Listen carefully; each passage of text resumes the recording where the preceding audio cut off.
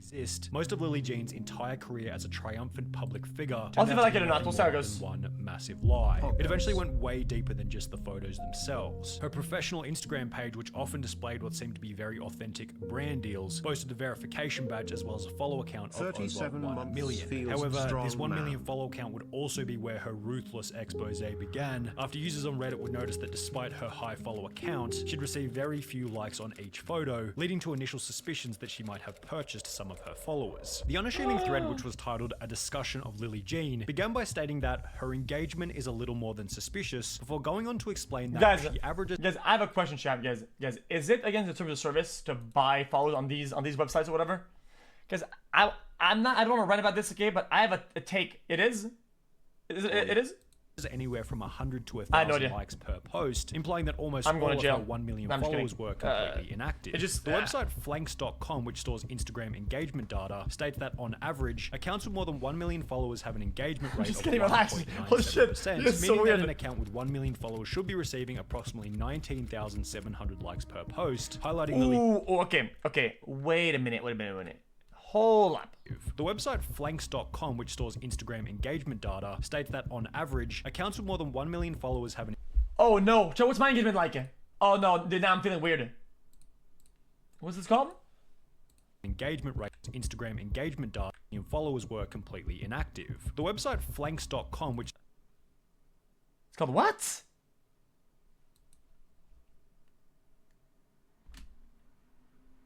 Flanks?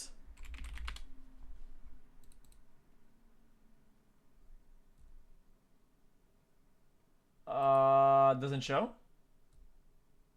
Whatever. I don't give a shit that much.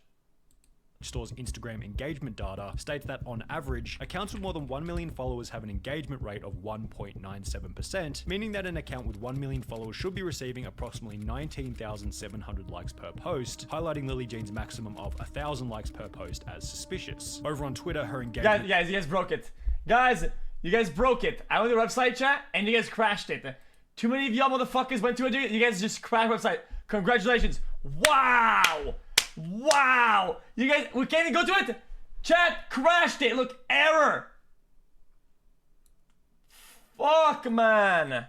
Appeared even more dubious, as discussed in one comment reading, "I just looked at her Twitter and she has 11.1k followers, but the only person that likes her posts is her mum. Wow, this thing got wild." To be fair, this comment did include a bit of misinformation, as in reality, Lily Jean would sometimes receive up to 2 likes per text post, and a whopping 5 likes if she posted a nice photo of herself. Obviously, we're taking the piss a little bit here. However, with over 11,000 followers, the inability to receive more than 10 likes on a post, and the fact that her Twitter account would eventually get banned for violating the Twitter rules, sets a pretty good baseline for how suspicious Lily Jean's activity was in the beginning. This was hammered home further in another Reddit— Okay, guys, I hate to say this, chat, but guys, as most celebrities with literally millions of followers get ratios of likes on her post that is comparable to this, if not worse by comparison. Comment relating to her Instagram, which read 1.1 million followers and less than 70 likes in 5 hours is pretty telling, as well as another screenshot posted to Twitter of a website which had estimated that over 90% of Lily Jean's followers. However, 90% could have still been a conservative estimate. Assuming her Facebook following of 27,000 and her YouTube following of 24,000 are both legitimate, it's hard to imagine that her real Instagram following is much higher than 30, 40, or 50,000, which makes what we're about to discuss next even stranger.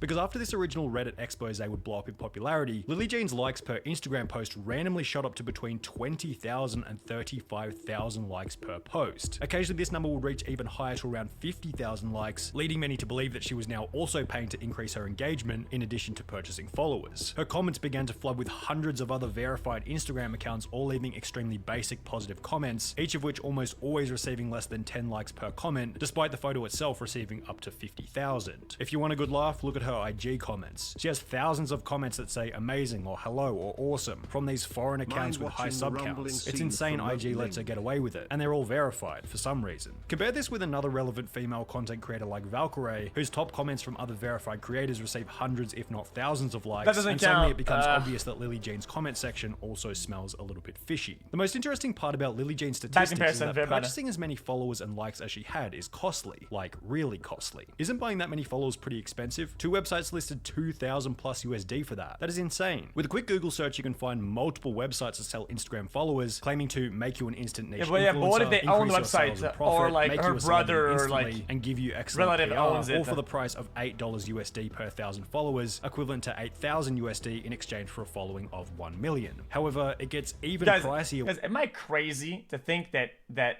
for 8,000, 1 million on Instagram, you could probably get yourself a brand deal worth like 5 times this much with that much followers or whatever? Easily. So I mean, however, it gets even pricier when you start to look at how much it costs to buy likes, which sell at a rate of $150 per 25,000. When considering Lily Jean's average of 35,000 likes per post, you begin to get an idea as to how much she had to have been shelling out in order to maintain her image as an influencer. Well, that's assuming she was paying for it. Another Reddit comment indicated that this might not have been the case. I remember a while ago reading an article on how to increase your following on Instagram, and one of the recommendations was to create multiple fan accounts of yourself. They recommended like an automated program or something. They can run different accounts to make it easier. The details are a blur, but it's along those lines. I was like, nah, so I wouldn't be surprised if at least the majority of these are run by her. Under the suspicion that Lily Jean had somehow managed to create hundreds of thousands of accounts personally, people began to look into those who followed her, as well as those who had commented on her posts. They'd run into accounts such as this one called @Howief, which had commented "Marry me," yet had no profile picture, no posts, no followers, and only one account following, Lily Jean. This was basic evidence showing that either Lily Jean had some bizarre super fans that had created accounts specifically to follow her and her only, or alternatively, something or someone was creating these accounts with the sole goal of boosting Lily Jean's follow account and engagement. However, accounts like Howief were only the absolute tip of what would become a colossal sized iceberg, as those who were suspicious continued to dig further, finding some of the strangest, most unexplainable accounts. For example, there was this one called Shaniqua4798, which was apparently run by an African American lady, in posts such as this one which read, "I love this photo, I am so badass." Yet, for some reason, over half her profile was just photos of Lily Jean. Well, it is because other people do all this work, right? But in the end, what do they want to happen? That she's canceled or banned? Or like, what's the end game? Because any of this and all of this is only helping, or if not fueling it, replacing bots fucking thing with, you know, like actual real ones. So it's like, I don't know. It was some kind of fan page. What was even more bizarre was that in some of the posts, there were full-blown stories of Shaniqua's incredible experience meeting Lily Jean, typed in an African-American accent with the N-word and all. Girl says, "Oh, hello, my name is Lily Jean and I'm an up-and-coming model, motivational speaker, actress, beauty blogs, etc. You get my drifts right, y'all. Her name is #Lily Jean and she does #MUA work too. But she really is also everything.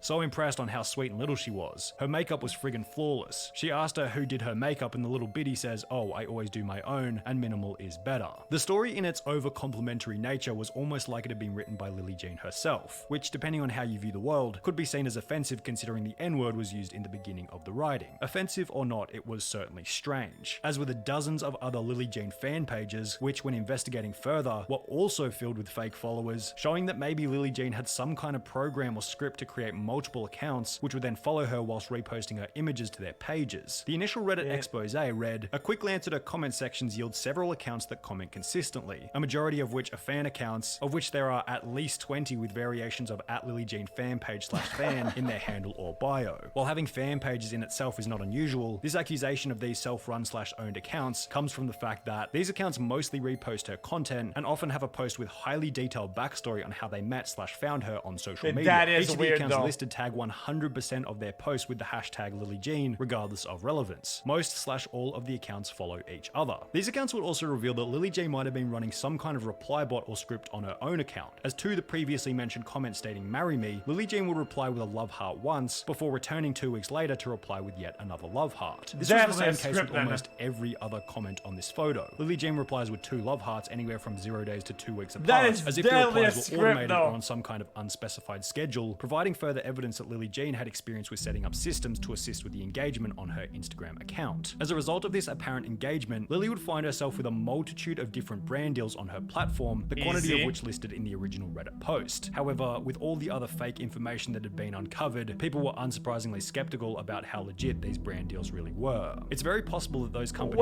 aren't actually sponsoring her. Anyone can just write #ad in their caption and tag the company. The main problem here was that it's kind of hard to expose a fake brand deal. As the comment comment mentioned anyone can buy whatever they want, post themselves using it on Instagram. Yeah, but because the company isn't gonna answer, but if they do, it's free advertisement for them. So it's like, Chuck in wait a hashtag minute. ad, and suddenly they're a paid influencer. It's not like any brand is going to speak up and do anything about it, because why would they want to get in the way of someone promoting their product on Instagram for free? Well, this would be the case for most, except for one brand, Bite Beauty. Lily Jean would post a vlog of her heading to the Bite Beauty store in New York City, during which she would not only be greeted by a bunch of fans to get photos, but to also create her own sponsored lipstick shade titled Lily. The collaboration will be announced on her personal Instagram in a post reading, "Pretty sure this warm red I made at Bite Beauty is off the hook. You hashtag genies can purchase this shade in P+L by calling in or dropping by stores. Just ask for the Lily." However, those who had been to Bite Beauty before knew that it was a store where anyone could go and combine colors together to make their own lipstick. In the video, she said she got the opportunity to create her own lipstick at the Bite Beauty lab, which I'm pretty sure anyone can do if you go to the Bite lab in New York. Like Safia Nygaard did it too and did a video on it. Well, I just mean, like she's not LJ lying. here did. Yep, all you do is book an appointment online and pay $65. Anybody can do it. According to this Reddit comment and this Reddit comment, which to be fair are both pretty poor evidence, the brand would then reach out to Lily Jean, telling her that she needed to stop lying about their collaboration. However, Lily Jean wasn't only limited to lying about brand deals. Some of the photos she posted were also lies created in Photoshop. We mentioned in the very beginning that Lily Jean had apparently attended the Met Gala as seen in this photo, before users would realize that it was simply her face photoshopped over Katy Perry's. Another photo which would surface in 2019 displayed Lily Jean's face on the front of just Teen troll Vogue magazine, yet Teen Vogue had been discontinued 2 years earlier in 2017. Finally, Reddit would find a photo of Lily Jean's face being displayed in Times Square, with many assuming that this was also done in Photoshop. It would be revealed that this was actually a real image, but only because Lily had been chosen by the CoverGirl brand to have her face put up there, as their marketing campaign required images of real people.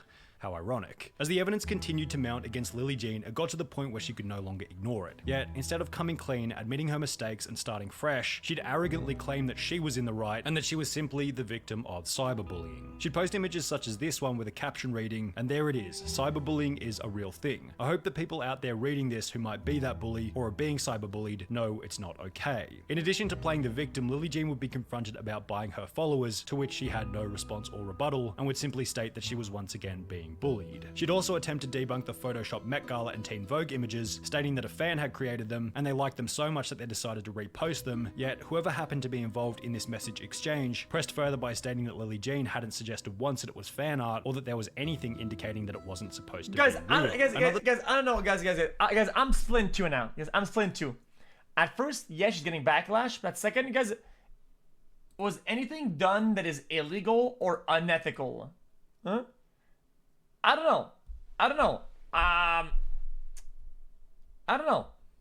The defense that Lily used against those critical of her was coming out as pansexual, then instantly using that point as leverage to call each of her haters homophobic. Unsurprisingly, none of these methods did absolutely anything to suppress the criticism, so Lily Jean then took on a different approach to dealing with the haters, copyright striking literally anything and everything that said anything negative about Lily Jean. Almost every single Reddit thread covered in this video displays this message at the top reading, "Sorry, this post was removed by Reddit's legal operations team. This content was removed in response to a copyright claim by a third party." Similarly, on Instagram, images such as this one posted in the Wait, so the person never gets advertisement, so she buys her own advertisement, right? And she isn't to advertise herself, but whenever she actually get real advertisement for any other source that isn't her, she DMCA's them. This has to be the most zero-head plan I've ever seen in my life. Displayed that over 3 years after the expose, Lily Jean or her mother are still copyright striking anything with a negative sentiment towards their quote-unquote brand. On YouTube, it's the same story. Lily Jean lately has been falsely striking YouTube channels. As we all know, she striked me. You know, the thing that stings most about this is because I was genuinely trying to be helpful in giving art tips and like constructive criticism in that video. Let me talk about how Lily Jean, her mother Laura Truman, tried to dox me and failed. All you have to do is type in Lily Jean copyright to reveal how many people she's done this to. Some even went so far as to write about their experience getting DMCA'd by Lily Jean. The video you see above was DMCA'd 2 days after it was uploaded, having only 580 views at the time. A lot for me since my channel is modest in size, but nowhere near viral. The offending comment, a heavily edited photo of Lily that I used for the thumbnail. That's it. To be abundantly clear, what they're doing is illegal. Lying in a DMCA claim is considered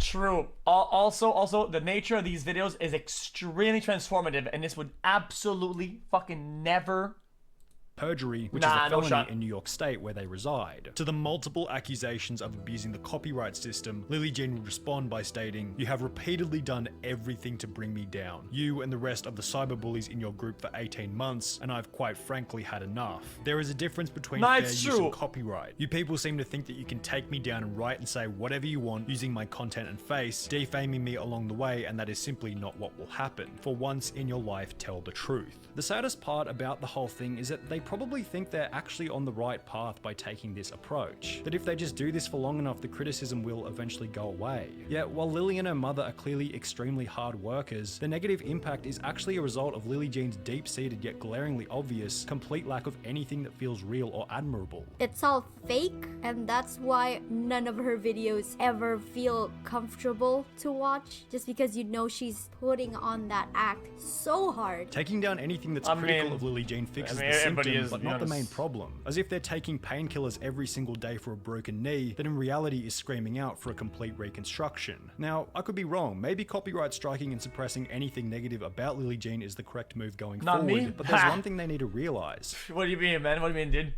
People will not stop discussing this topic until they learn to ignore the criticism. Everyone can feel as though they haven't moved on, and it's therefore still a relevant topic. Social media success is actually made substantially easier through criticism, but only if you take it into account and let it guide your prior mistakes as you move into the future, and unfortunately, you learn nothing when you bury your head in the sand and call anyone with anything to say a big bad bully.